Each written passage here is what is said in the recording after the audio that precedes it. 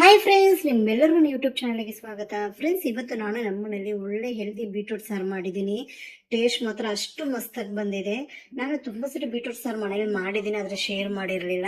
ಇವತ್ತು ನಿಮ್ಮ ಜೊತೆ ನಾನು ಬೀಟ್ರೂಟ್ ಸಾರು ಹೆಂಗೆ ಮಾಡೋದಂತ ಶೇರ್ ಮಾಡ್ಕೊತಾ ಇದ್ದೀನಿ. ಬನ್ನಿ ರೆಸಿಪಿ ಹೆಂಗೆ ಮಾಡೋದಂತ ನೋಡ್ಕೊಂಬರೋಣ. ಈಗ ನಾನು ಕುಕ್ಕರಲ್ಲಿ 1-2 ಕಪ್ ಅಷ್ಟು ಬೇಳೆ ತಗೊಂಡು ಅದು ವಾಶ್ ಮಾಡ್ಕೊಂಡು ನೀರು ಹಾಕಿ ಇಟ್ಕೊಂಡಿದ್ದೀನಿ. 3 ಟೊಮೊಟೊನ ಹಚ್ಚಾಕೊಂಡಿದ್ದೀನಿ. ಫ್ರೆಂಡ್ಸ್, ಇದಕ್ಕೆ ನಾನು ಬಂದು ನಾಟಿ ಟೊಮೊಟೊ ಹಚ್ಚಾಕೊಂಡಿದ್ದೀನಿ, ಹುಳಿ ಟೊಮೊಟೊ, 1 ಈರುಳ್ಳಿ ಮತ್ತೆ 2 ಬೀಟ್ರೂಟ್ನ ಹಚ್ಚಾಕೊಳ್ತಾ ಇದ್ದೀನಿ. ಇದಕ್ಕೆ ನಾನು 1/4 ಸ್ಪೂನ್ ಅಷ್ಟು ಅರಿಶಿನ, ರುಚಿ ತಕ್ಕಷ್ಟು ಉಪ್ಪು ಹಾಕೊಳ್ತಾ ಇದ್ದೀನಿ. ಈಗ ಕುಕ್ಕರ್ ಮುಚ್ಚಿಟ್ಟು ಸ್ಲೋ ಫ್ಲೇಮಲ್ಲಿ ಇಟ್ಕೊಳ್ಳಿ. 3 ವಿಸಿಲ್ ಬರ್ಸ್ಕೊಳ್ತಾ ಇದ್ದೀನಿ ನಾನು. ಸ್ಲೋ ಫ್ಲೇಮ್ ಇಟ್ಕೊಂಡು ಬೇಯಿಸ್ಕೊಂಡ್ರೆ ನೋಡಿ ಬೇಳೆ ಎಲ್ಲ ನಿಮಗೆ ಚೆನ್ನಾಗಿ ಬೇಯುತ್ತೆ. ತರಕಾರಿ ನೋಡಿ ಹಂಗೆ ಇದೆ, ತರಕಾರಿ ಏನು ಸ್ಮ್ಯಾಶ್ ಆಗಲ್ಲ. ಇವಾಗ ನಾನು ಇದಕ್ಕೆ 1.5 ಸ್ಪೂನ್ ಅಷ್ಟು ಸಾಂಬಾರು ಪುಡಿ ಹಾಕೊಂಡು 1 10 ರಿಂದ 5 ನಿಮಿಷ ಚೆನ್ನಾಗಿ ಕುದಿಸ್ಕೊಳ್ಳೋಣ. ಮತ್ತೆ ಉಪ್ಪು ಖಾರ ನೋಡಿ, ಉಪ್ಪು ಖಾರ ಎಷ್ಟು ಬೇಕೋ ಅಷ್ಟನ್ನ ಹಾಕೊಳ್ಳಿ.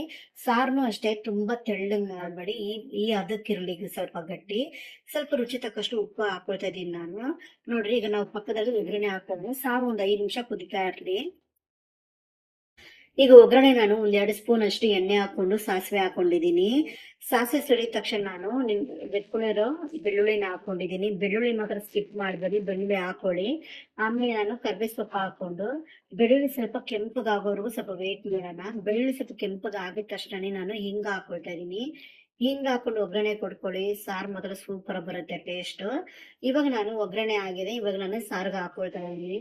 ಫ್ರೆಂಡ್ಸ್, ಬೀಟ್ರೂಟ್ ಸಾರು ಮಾತ್ರ ನಿಜ ತುಂಬಾ ಸೂಪರ್ ಆಗಿರುತ್ತೆ.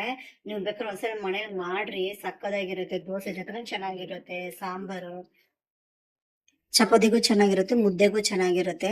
ಇವತ್ತು ನಾನು ನಮ್ಮ ಮನೇಲಿ ವೈಟ್ ರೈಸ್ ಮಾಡಿಕೊಂಡು ಮುದ್ದೆ ಮಾಡಿದ್ದೀನಿ. ಅದು ಅಮ್ಮಗೆ ಮಾತ್ರ ಮುದ್ದೆ ಮಾಡಿದ್ದೀನಿ. ಈಗ ಬೀಟ್ರೂಟ್ ಸಾರು ಹಾಕೊಂಡು 2 ಮೊಟ್ಟೆ ತಗೊಂಡಿದ್ದೀನಿ ನಾನು.